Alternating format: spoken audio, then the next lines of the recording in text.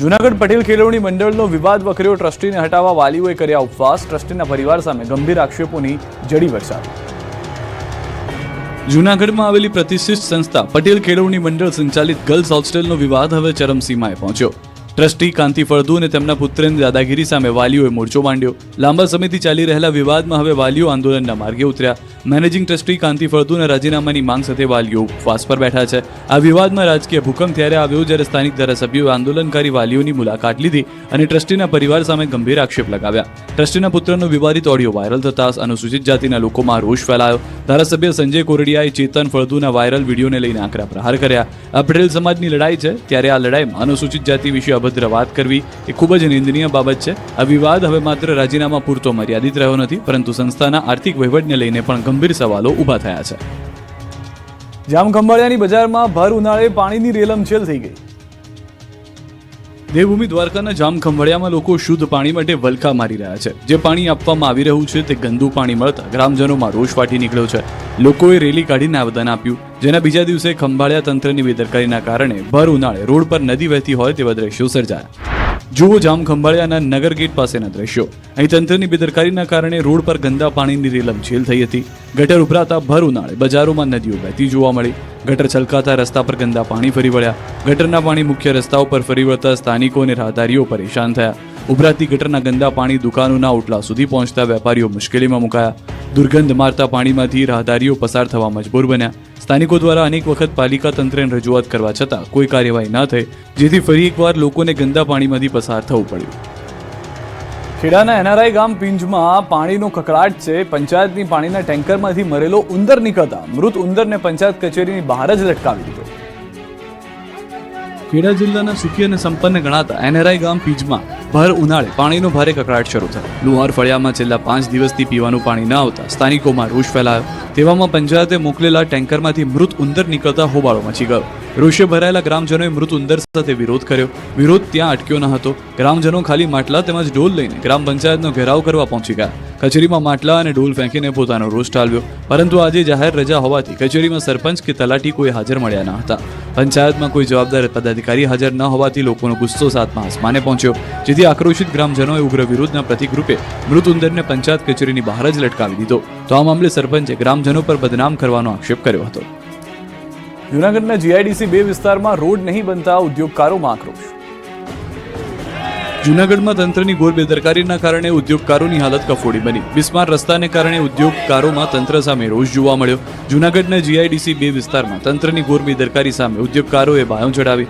Junagadh Rajkot highway પર GIDC 2ના gate પાસેનો રસ્તો બિસ્માર બનતા ઉદ્યોગકારોમાં રોષ ફાટી નીકળ્યો.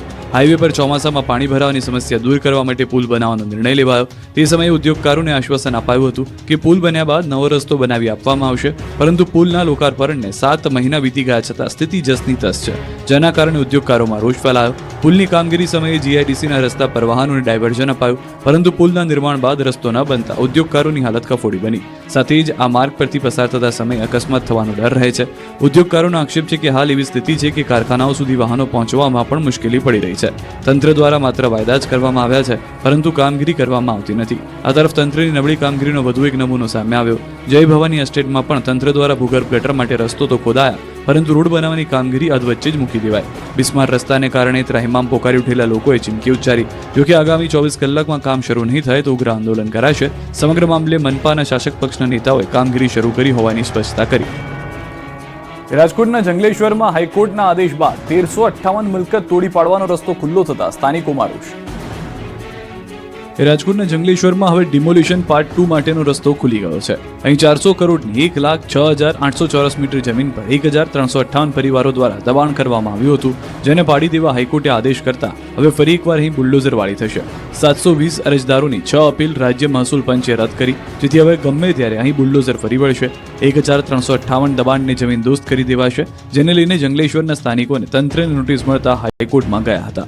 જોકે હાઈકોર્ટે અરજદારને મહેસૂલ પંચ પાસે જવાનો આદેશ કર્યો, જ્યારે મહેસૂલ પંચે પણ અરજદારોની અપીલ રદ કરી વહીવટીતંત્રનો નિર્ણય યથાવત રાખ્યો. જેથી આશયાના તૂટી જવાના ડરથી લોકોમાં રોષ ફાટી નીકળ્યો. અહીંના એક રહેવાસીના પરિવારમાં તો 21 એપ્રિલે દીકરાના લગ્ન છે, તો અન્ય 10 વ્યક્તિઓનો પરિવાર પણ નોંધારો બની ગયો. આ ઉપરાંત એક મહિલાએ આક્રોશ ઠાલવતા કહ્યું કે સરકાર અમને હેરાન કરવા માંગે છે તો અહીં બોમ્બ ફેંકી દે, જેથી રસ્તો જ સાફ થઈ જાય અને આગામી ચૂંટણીમાં જોઈ લઈશું. અમદાવાદના ઘાટલોડિયામાં આતંક મચાવનાર કપિરાજ અંતે પાંજરે પુરાયા. અમદાવાદના ઘાટલુડિયા વિસ્તારમાં 2 દિવસ પહેલા આતંક મચાવનાર કપિરાજ અંતે પાંજરે પુરાયો છે. બાળકોથી માંડી વૃદ્ધોને બચકા ભરનાર કપિરાજે જ શિકાર બની જતા લોકોએ રાહતનો શ્વાસ લીધો. અમદાવાદમાં પહેલા પૂર્વ વિસ્તારમાં કપિરાજના આતંકની ઘટનાઓ સામે આવતી હતી. હવે પશ્ચિમ વિસ્તારને પણ કપિરાજે બાનમાં લીધો હતો. શહેરના ઘાટલુડિયા વિસ્તારમાં આવેલા ફોરમ પાર્ક, રિદ્ધિ સિદ્ધિ, વિનાયક પાર્ક, નિર્માણ ટાવર, ગણેશ કુંજ બંગલો અને દેવ સિટીમાં કપિરાજે અઠવાડિયાની અંદર 10થી વધુ લોકોને બચકા ભર્યા હતા. જેના કારણે હવે આ વિસ્તારમાં રહેતા લોકોમાં ભયનો માહોલ હતો. લોકો ઘરની બહાર નીકળતા ફફડી રહ્યા હતા. બાળકોને સ્કૂલે મૂકવા જવામાં પણ ડર લાગતો. લોકોએ વન વિભાગ અને કોર્પોરેશનને કપિરાજના આતંક દૂર કરવા માટે જાણ કરી, જેના પગલે મહામહેનતે કપિરાજ પાંજરે પુરાતા લોકોને ત્રાસથી મુક્તિ મળી. પાંજરે પુરાતા સ્થાનિકોએ લીધો રાહતનો શ્વાસ. અમદાવાદના ઇન્ટરનેશનલ એરપોર્ટ પરથી કુલાલમપુરથી અમદાવાદ આવેલી એક મહિલા પેસેન્જર પાસેથી 553.07 ગ્રામ 24 કેરેટનું ગોલ્ડ પેસ્ટ મળી આવી, જેની વેલ્યુ 84 લાખ રૂપિયા છે. ઉત્તર પ્રદેશની રહેવાસી મહિલા ઇરમ ક્વીને રેકટમાં 2 કેપ્સ્યુલની અંદર ગોલ્ડ પેસ્ટ છુપાવી લાવી હતી અને ગ્રીન ચેનલમાંથી પસાર થતા પકડાઈ ગઈ હતી. વલસાડ જિલ્લામાં ફરી એક વખત જોખમી કાર સ્ટન્ટનો વિડીયો વાયરલ થયો, જેમાં કેટલાક યુવકો સોશિયલ મીડિયામાં ફેમસ થવાની ખેલછામાં પોતાનો અને અન્ય લોકોને જીવ જોખમમાં મૂકી રહ્યા છે. ધમડાચીથી ગુંદલાલ રોડ પર રાત્રે ચાલતી કારની બારીમાંથી બહાર લટકી આતશબાજી કરતા યુવકના દ્રશ્યો કેમેરામાં કેદ થયા. કારમાં 4 યુવકો હતા, જેમાંથી 2 અંદર બેઠા હતા, જ્યારે અન્ય 2 બહાર લટકી ફટાકડા ફોડી રહ્યા હતા. આ બાજુ હિંમતનગરના દલપુર ગામમાં દિવાલ ધરાશાયી થતા એકનું મોત થયું છે. પ્લોટમાં ખોદકામ કરતી વખતે દુર્ઘટના બની. દિવાલ ધરાશાયી થતા 3 લોકો દબાયા. સ્થાનિકોએ દબાયેલા લોકોને બહાર કાઢ્યા. એકનું મોત, અન્ય 2 શ્રમિકોને સારવાર માટે ખસેડાયા. ભાવનગરના પાલીતાણાના શેત્રુંજય પર્વત પર ફરી એક વખત સિંહે યાત્રિકોનો રસ્તો રોક્યો. સિંહ ડુંગર પર રસ્તો ઓળંગતો કેમેરામાં યાત્રીઓએ કેદ કર્યો.